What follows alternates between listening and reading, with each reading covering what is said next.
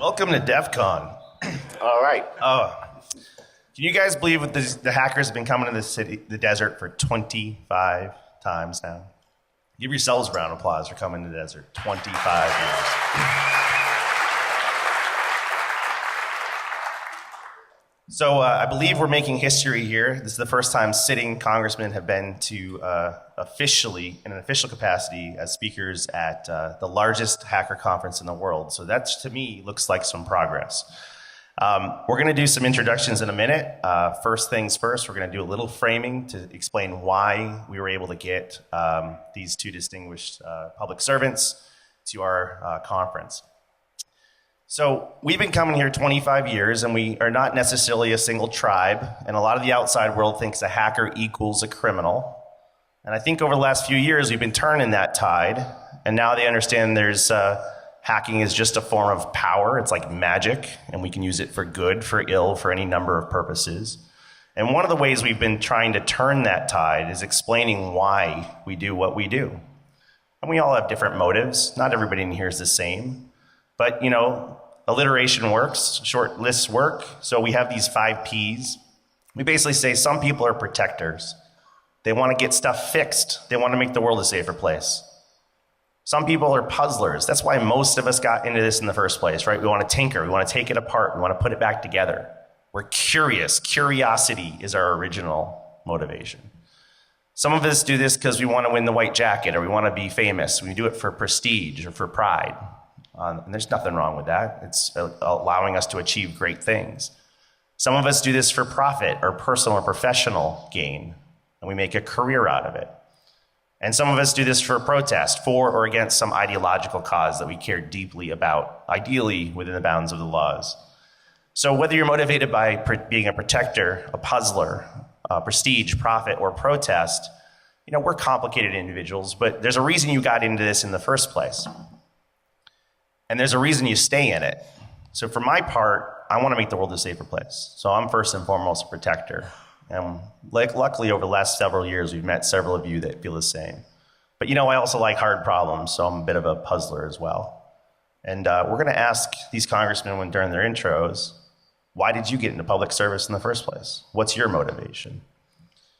Now, in the spirit of that, 4 years ago here at DEF CON, we launched I Am the Cavalry. This was the idea that could we be a voice of reason, an ambassador, a translator? Should we bring DEF CON to DC? Should we try to be a voice of translating the things that we care about, specifically wherever there's issues of public safety and human life? The idea is, could we shift from being a pointing finger at past failure to a helping hand towards future success? Could we stop celebrating failure and what's wrong with something? Could we look for what's right with something? And through that, we focus more on empathy and communication than we did on breaking things. And because of that, we've slowly made ourselves accessible to public policymakers. And whether you guys knew this or not, over the last 2 years, there are 18 parts of the US government who enthusiastically support and encourage the use of coordinated vulnerability disclosure. So not only is what you're doing not criminalized in all cases, and we're slowly turning the tide on that with things like the Digital Millennium Copyright Act exemptions, but they also see us as a vital resource and a teammate if done right. One of these 2 gentlemen on stage on the floor of Congress said, "Go hack the Pentagon." So I think we're turning the tide, and this is something I think is worth a little bit of cheers for yourselves and for others.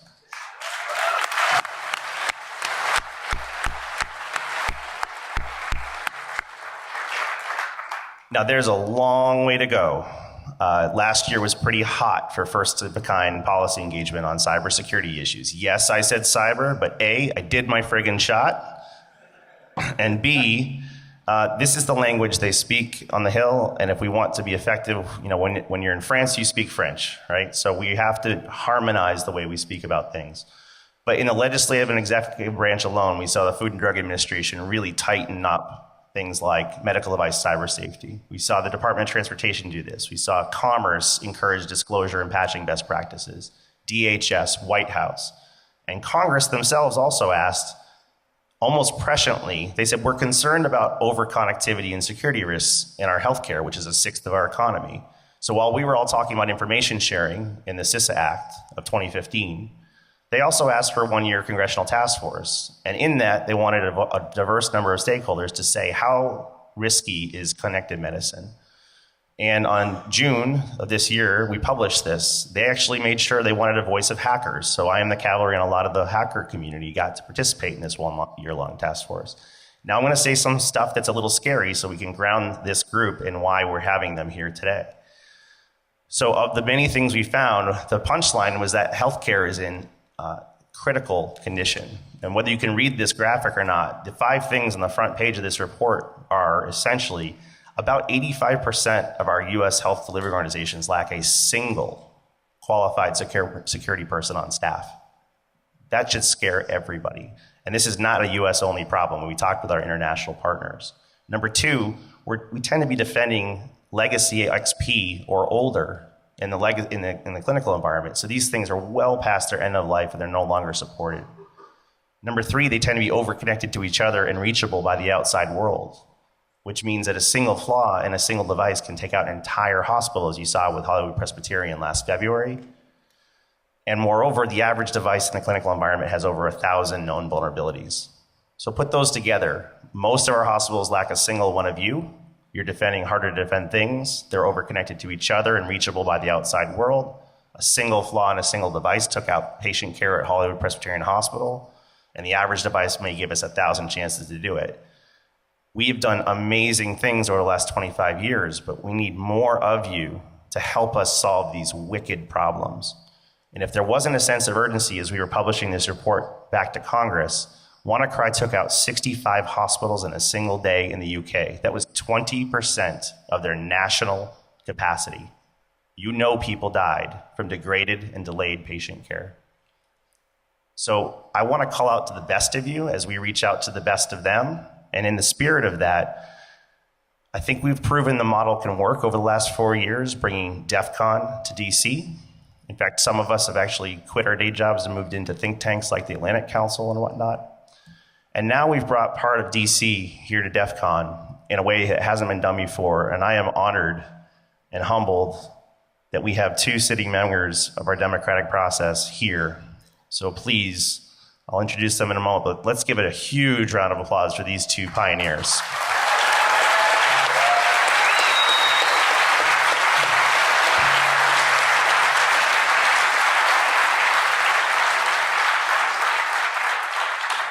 All right, we're going to try to keep an eye on the hashtag if you want to send me your poll answers and whatnot. DEF CON, DC to DEF CON.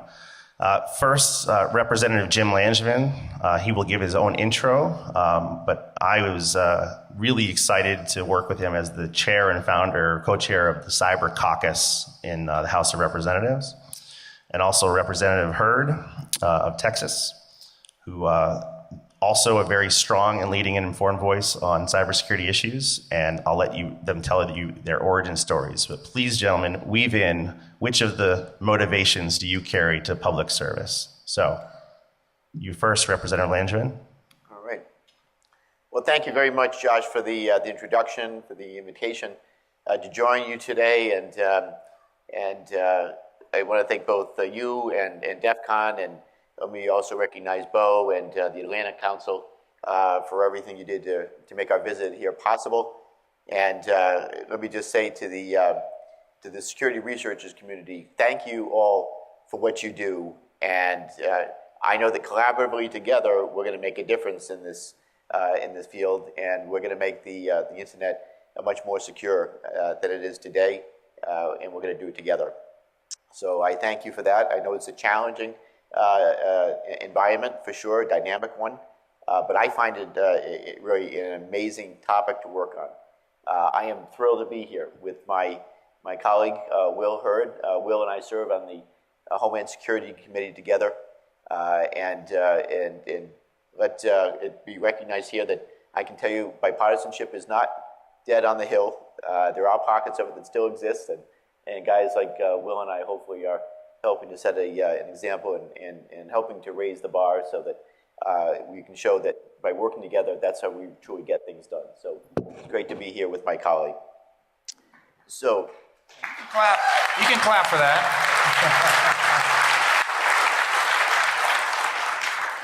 So just briefly, a little bit about myself. So I am a congressman from the 2nd District in Rhode Island. I'm in my 9th term in Congress, and I sit on both as a senior member of the House Armed Services Committee and a founding member and senior member of the Homeland Security Committee. In all of that work, I specialize in cybersecurity, and the ranking member on the Emerging Threats and Capabilities Subcommittee on Armed Services, and we have primary jurisdiction over NSA and U.S. Cyber Command. And on the Homeland Security Committee, I sit on the subcommittee on cybersecurity and infrastructure protection. But I have to tell you, I kind of fell into this world of being involved in cybersecurity better part of a decade ago, when I was the chairman of the subcommittee on emerging threats, cybersecurity, and science and technology. And originally, I thought we were going to be focusing mainly on the emerging threats part of the responsibility, which was to look at all the most serious threats to facing the country, such as chemical, biological, radiological, and nuclear threats to America and our allies. And then one day, my staff director came in to me on the subcommittee and said, "Boss, you've got to get a briefing on this thing called the Aurora threat, discovered by two researchers at Idaho National Labs, where they found a vulnerability into a critical infrastructure through a skater attack, and hence everyone now knows that as the Aurora threat." But I was riveted by the video that showed how a generator operating normally, all of a sudden, because of a malicious code that was remotely inserted, caused this generator to spin up out of control and then basically shake itself apart.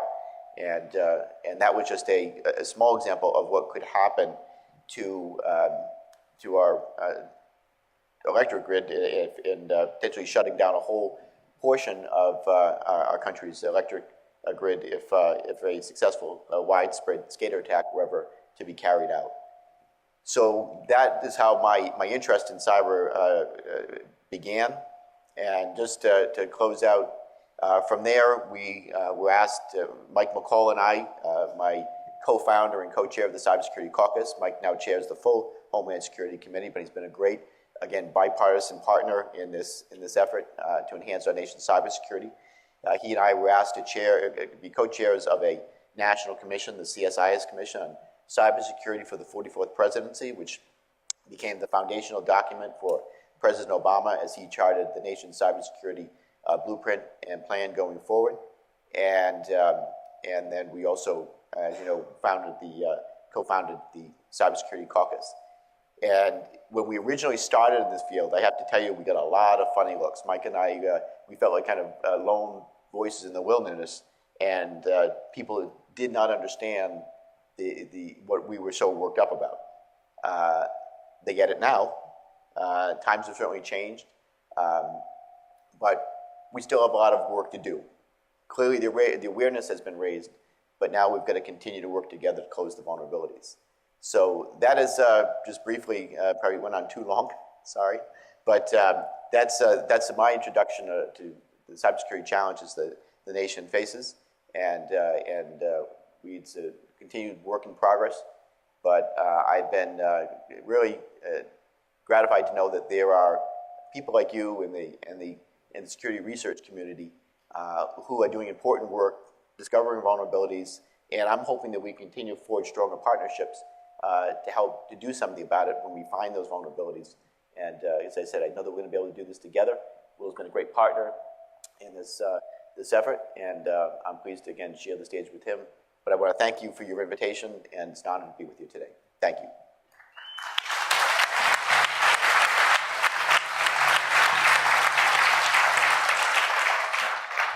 Which P are you, Jim? Put the list back up. Yep, I'm the one wants to be the one that fixes things. It's definitely not prestige, right? Yeah, no. Yeah, that's when you have a 9% job approval rating, that's not prestige. Anyways, not us individually back home, obviously, right? But as a body. Yeah. Am I too far away from this? How do we get that echo out? Anyone? Pull it back. This way.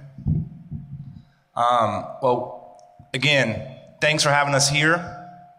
This is my second time to DEF CON, and I always take a lot away from the interactions that we have, especially on the sidelines of many of these events. And I appreciate the Atlantic Council for making this happen and getting us out here to Las Vegas.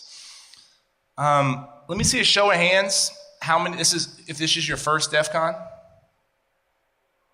Okay, wow, a lot of noobs. Yeah, give it up for the newbies.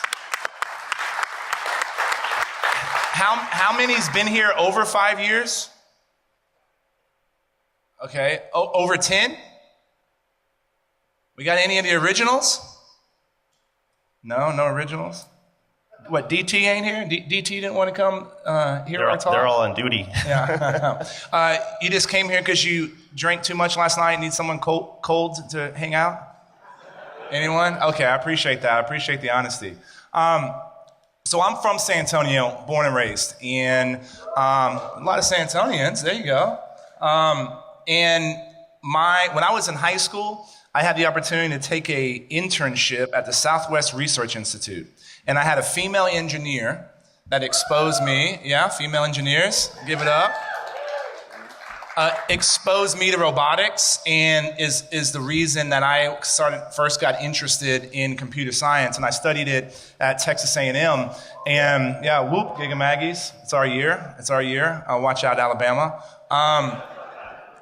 And so also, if you need a Turbo Pascal or Fortran programmer, let me know. I still know a few things. And I had the opportunity when I graduated, I went into the CIA. I was a case officer. I did 2 years in Washington, D.C. at what I used to call the super secret CIA training facility called the Farm. Now it's on Google Maps. And 2 years India, 2 years in Pakistan, 2 years in New York City, a year and a half in Afghanistan, where I managed all of our undercover operations. So I was the dude in the back alleys at 4 o'clock in the morning collecting intelligence on threats to our homeland. And I also had to brief members of Congress. Had I met a guy like Jim, I probably would have stayed in the CIA. I unfortunately had not been exposed to Jim and Mike McCall and Ted Lieu from California, folks that really understand the issues that they're talking about. And so I was frustrated with the caliber of our elected officials, and so I ran for Congress in 2010, and I lost. Why does that always get a laugh? I still don't understand that. I lost a runoff by 700 votes. And it's not a lot of votes, and it's even worse after you've been to the grocery store for the 2 months afterwards, and people came up to you and like, how's the campaign? And I lost. They're like, oh shucks, we forgot to vote, you know? I literally ran into 740 people like that.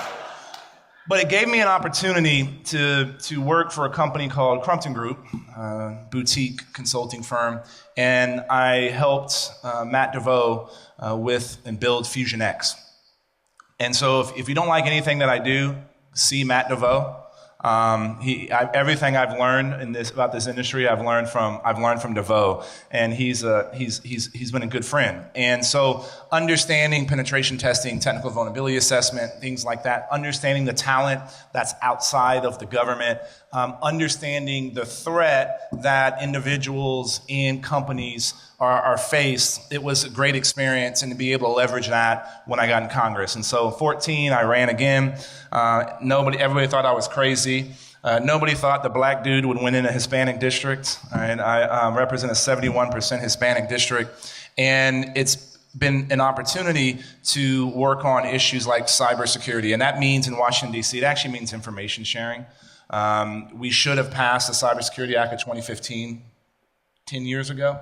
But we finally got something done. We focus on privacy, and I said yesterday, I don't know which crypto war we're on right now, but we should be strengthening encryption, not weakening it.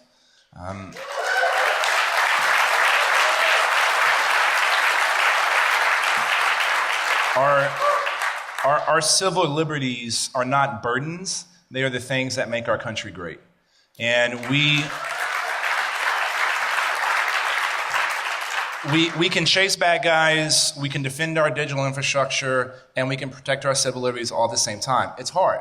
And one of the things that that Jim and I have to do when we educate our colleagues is to let them know that, guess what? There's really no such thing as an impenetrable device. Come out to DEF CON if you don't believe us. And so we have to get to a point where we can do security and protect privacy at the same time. And this conversation is to go back and forth, right? This is always the topic of backdoors and encryption is always going to be out there, and you're going to have to continue to fight that back. And having the support of folks like y'all is really important to do that. And I will say everybody knows now what OPM stands for. Yeah. Right? As Lindsey Graham says, mucho bad. It's that brought a consciousness to this issue that everybody understands the importance of protecting our digital infrastructure. And our colleagues understand that, but they don't always necessarily understand the nuance.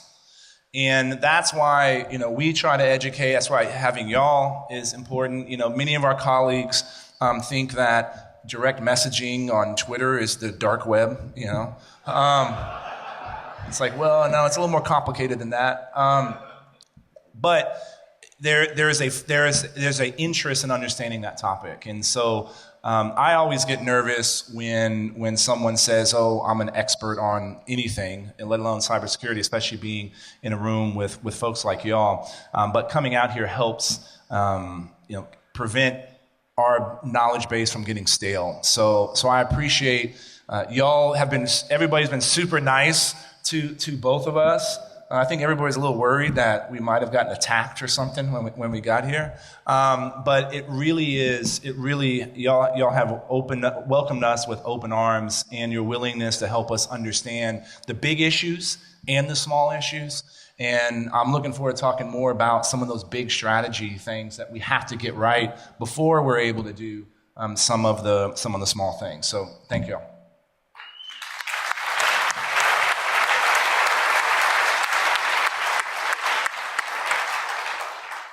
All right, your friendly reminder, I put out a Twitter poll. It's got probably 20 minutes left, maybe 10, on which topics I should prioritize amongst Mirai botnets, WannaCry hitting hospitals, power impacts, or Wassenaar export controls that may affect our ability to do our jobs internationally. So please vote. I'm going to keep an eye on it for one of our last questions. So yesterday we had a pretty full lineup. These guys are very robust in their ability to take in information. We had a lot of briefings yesterday. We took them on a walking tour of many of the villages downstairs. We saw auto hacking village, lockpick village, IoT, industrial controls, the voting machine hacking, the kids, Roots hackers.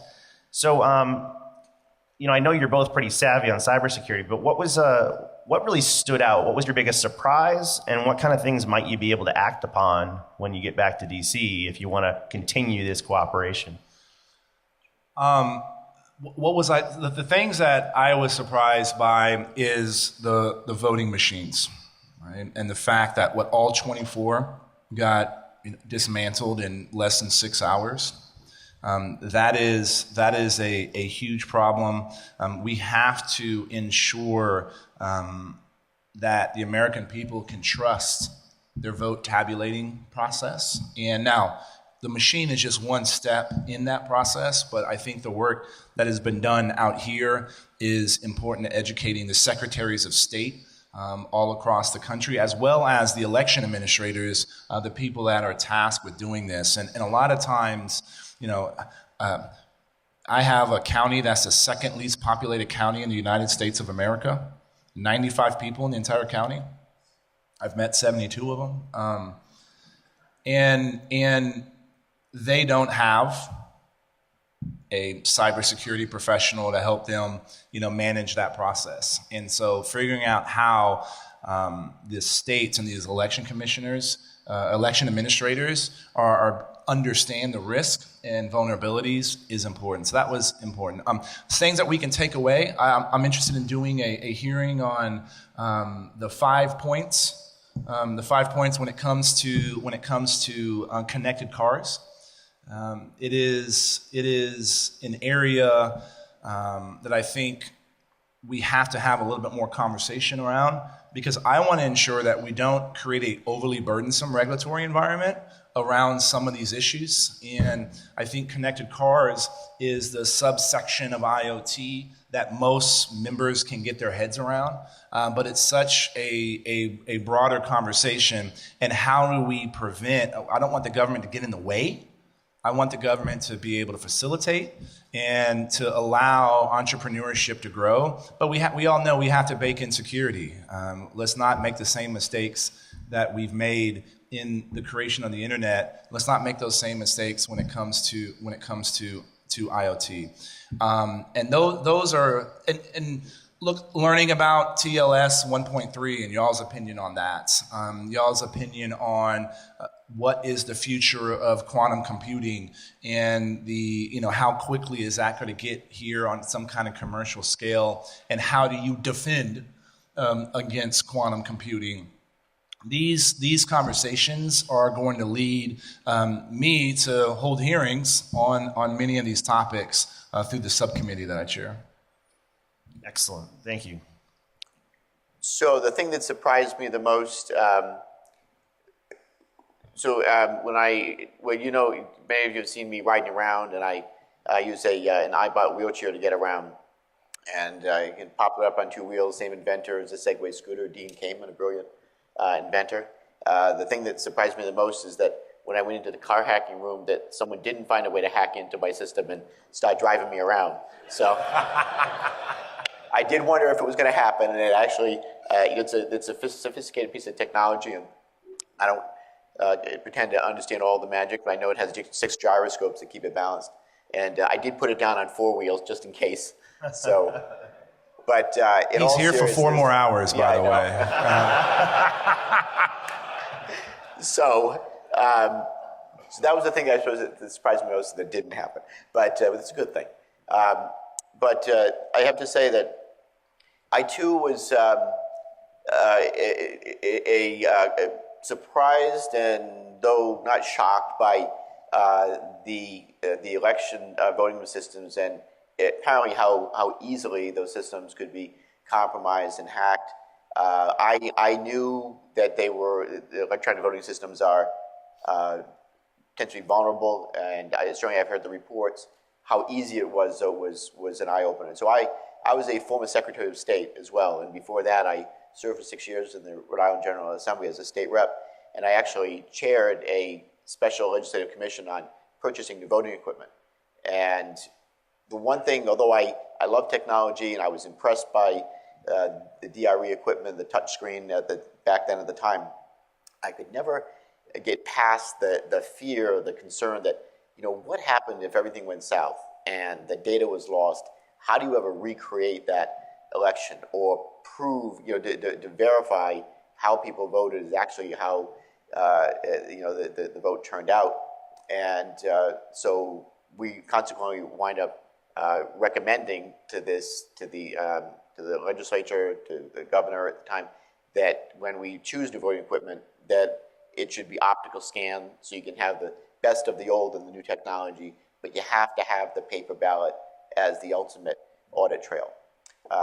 So that's what I wound up doing, and I was able to get new optical scan voting equipment for the state when I became Secretary of State.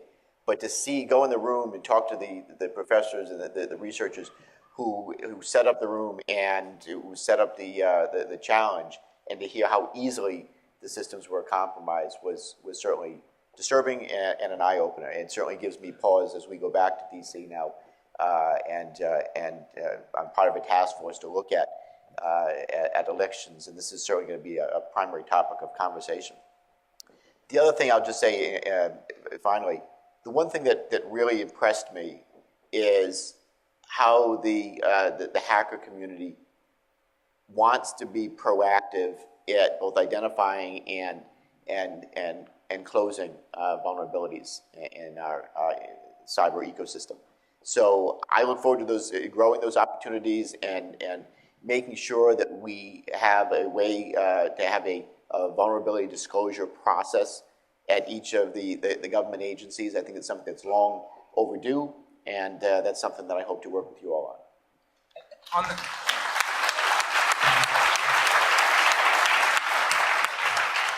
On that last point, Jim, and I want to add, I told this story yesterday. Some reporter asked me, are you out here to get all these hackers civically engaged? And I was like, what are you talking about? They already are, right? And the feedback and what y'all do for society is incredibly important. And we got to make sure that we can continue to build upon that relationship. So, I think we want to try to come back as often as we can, and would love to see y'all up in DC as well.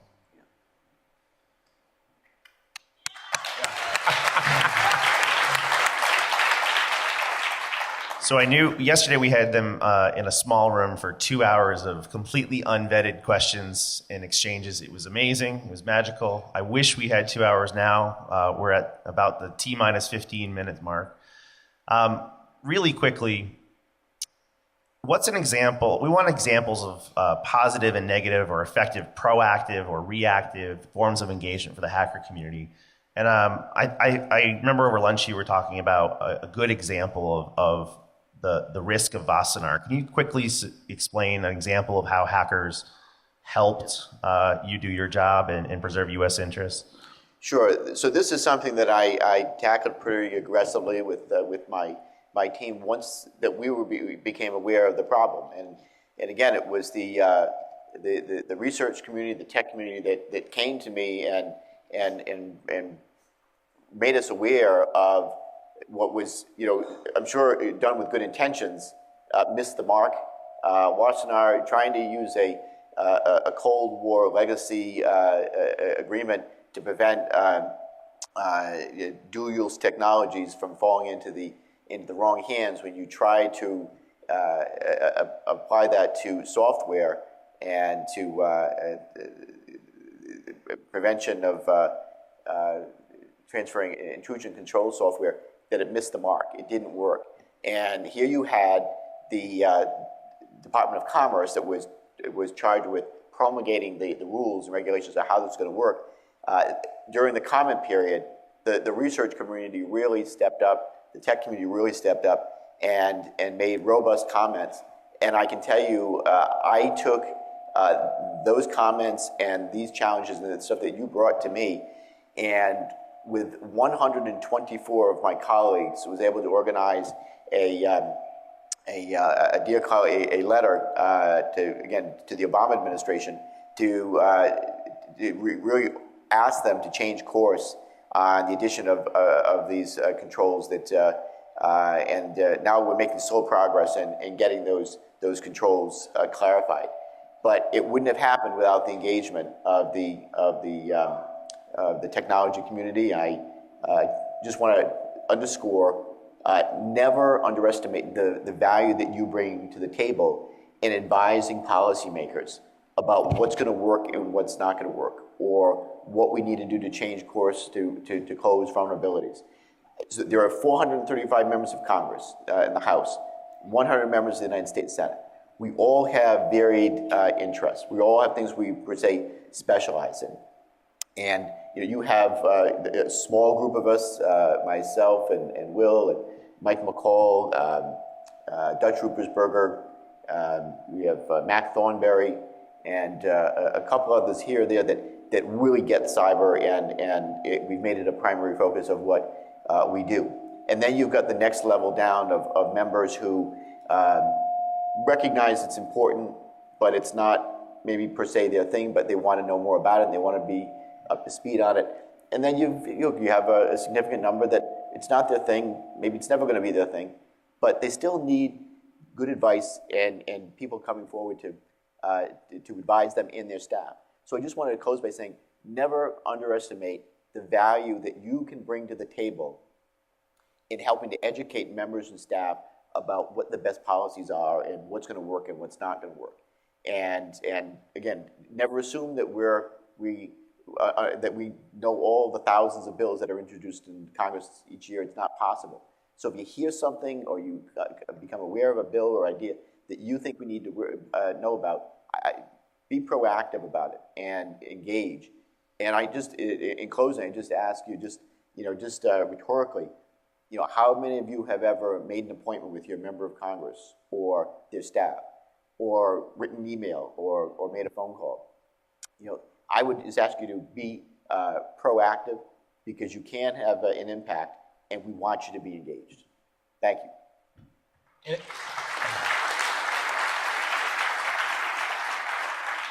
And then an important point in that story as well is that the process around this worked.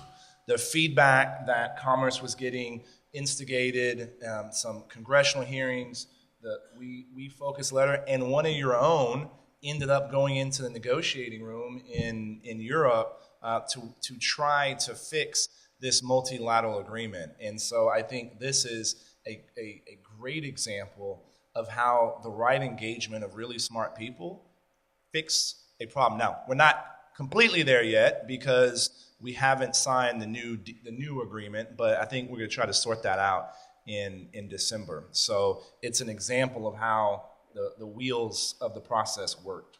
Yeah. Now let's hear it for Katie Missouri, because she was the one that really helped in that. Yes, Katie. Yeah. Thank you, Katie. Katie Mo. Yeah. So Kate, I want a picture when you walk in with all these stuffy diplomats and your pink hair, and make sure you get that picture next time. Right. Now that wasn't a good, Karen Elizari says that hackers are the immune system of the internet, right? So we flocked to a dangerous threat to the way we do our jobs in security in this particular case. But on some of these, we want to get in front of them. So for our part, it looks like the Twitter poll was a pretty tight race here. The winner was concerns over our power utilities infrastructure. So in the U.S. and other countries, these are designated critical infrastructure and are very, very important, but they're often privately owned and operated and often quite exposed. It's a pretty close vote with also Marai's effect on taking out the internet for a day. These low-cost, low-hygiene devices. There's so many of them now with the Internet of Everything.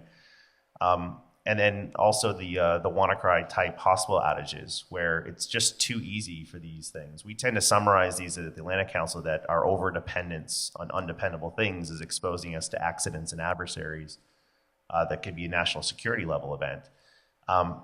Instead of us flocking to maybe go, stop bad Vasanar, what are the appropriate mechanisms or most effective mechanisms for us to proactively engage with members, with their staffs, with committees? It's a bit of a confusing and nebulous thing for us. If you could give us some succinct advice of where to get started or what's worked to date for us bringing topics so that we don't wait for hospital outages. Sure, I would go back to what I touched on just a few minutes ago. Don't wait till maybe something comes to your attention to start engaging with your members of Congress and their staff. Introduce yourselves ahead of time. Get to know them. Let them get to know you, and develop a rapport. Open up a dialogue, so that you've already established that rapport, that trust, if you will. And so when something comes to your attention that is serious and needs to get their attention right away, you already have a point of contact. You don't have to go searching for who that person is. On many of these issues that you just went through, there is a lack of a proper strategy on how to deal with it. And so let's start with doing something to industrial controls within the utility grid. So was 3 years ago, 2 years ago, this was no longer a philosophical exercise. The Russians did it in the Ukraine. If you look at the UN says there's certain things that are an act of war. It is fooling with somebody's grid. It is an act of war according to the UN. What was the response to the Russians when they did that? Nothing. The sanctions that were put in, and the sanctions that we just strengthened in the House this week, was not because of that. And so if you don't articulate what a response is going to be to a certain red line, that's a form of deterrent. And so what should an actual response be in that case? And there's all kinds of conversations around it, but there's not an accepted policy at the NSC that would ultimately drive this. Now, folks in Congress, we can be shining light on this and talk through these issues. It's the Homeland Security Committee, which we're on. It's the Oversight and Government Reform Committee, where I chair a subcommittee there. It's Energy and Commerce, and it's also Science and Technology, right? But Homeland and OGR are two of the ones that do the bulk of some of this work. And so it's important to educate us, the individual members of Congress, but we also need y'all sitting down with some of the staff that populate these committees, sitting down with GAO. You know, GAO is basically the Inspector General of the entire government, and then every department has IGs as well. But these are the folks that are looking at kind of the holes in policy, the holes in tactics, techniques, and procedures when it comes to defending digital infrastructure. So that we need to help. We need to be talking about what's the strategy. So then we can start talking about the tactics and how we should be, who should be responding to what. And this is another problem when it comes along with disinformation. The Russians are trying to erode trust in our institutions. Period. End of story. And how do we deal? We do not have a counter covert influence strategy.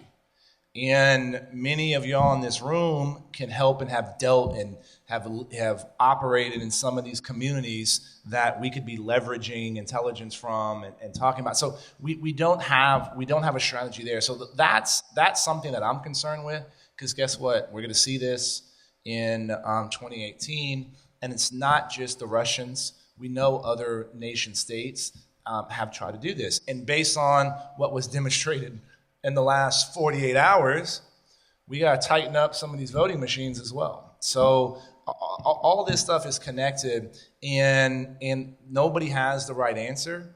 But talking to folks that live and breathe this is important. And so committee staff's important. The legislative director, wherever y'all live, you're a member of Congress, you should know the district director. You should know the legislative director for your member. Those are two people that drive the policies of those offices. Yeah. And who on their staff is the point person that deals with the research community issues in particular. And I just want to say something else, if I could just underscore what Will had said. What the Russians did was outrageous. It was wrong, and they are going to keep doing it, particularly if they're not hit hard enough, that if they don't get strong enough sanctions or the message isn't sent clear enough that we're not going to tolerate that kind of interference and undermining our pillars of our democracy. And we have to look at this holistically and say that as a nation state, we have a whole suite of options that we could draw from to retaliate, to make the point that we're not going to accept that kind of interference with our elections, and we need to make it very clear going forward. All right, we're reaching the end here. Boy, I wish we had 3 hours for this. So as we face these challenges, they're not going to slow down. I think while we were here, one of the victims of NotPetya, it was Merck in the pharmaceutical industry, admitted that material impact on the production of several of their drugs. This is designated critical infrastructure. Unrestrained cyber munitions got outside its intended target and affected U.S. critical infrastructure. These are the types of companies that make our pandemic vaccines and shots in case we have a national emergency. So as I look across this room, I see a lot of raw talent. And I know in general, we're loath to regulate, we're loath to work with government. We, in general, like the come as you are, do as you please type zeitgeist. I know a lot of the things that we see come on the news or on the Hill might have some rough edges. as things get very, very real and as the consequences of failure get very, very high, I really encourage you to see that they're outreaching a hand and trying. And when they publish something or they ask a question, look for what's right in it and cultivate that. We're really, really good at what's finding wrong with something, but I think we're at the stage now where we have to make that outstretched hand and go that extra mile and meet in the middle if we're going to rise to meet these challenges together. So I see what we've done here maybe as a coal or a little ember, a little bit of heat and light. We can either snuff it out or we can foster it and grow it into a real vibrant collaboration here. We have now brought DC to DEF CON. I'm trying to make it happen so we can bring more of DEF CON to DC. Perhaps we could turn this into a regular thing, maybe a cyber caucus in the summer here, maybe a cyber caucus in DC around ShmooCon, just saying. But if you like this, look, when we said 4 years ago the cavalry isn't coming, it meant it fell to you. It wasn't to be depressed, it falls to you. So if we see something missing in the world, we gotta put it there. I hope this is the start. I respect and admire every single person in this room. I respect and admire our colleagues in DC. This has got to be the beginning. We've been amazing for 25 years. Who are we gonna be for the next 25? Thank you.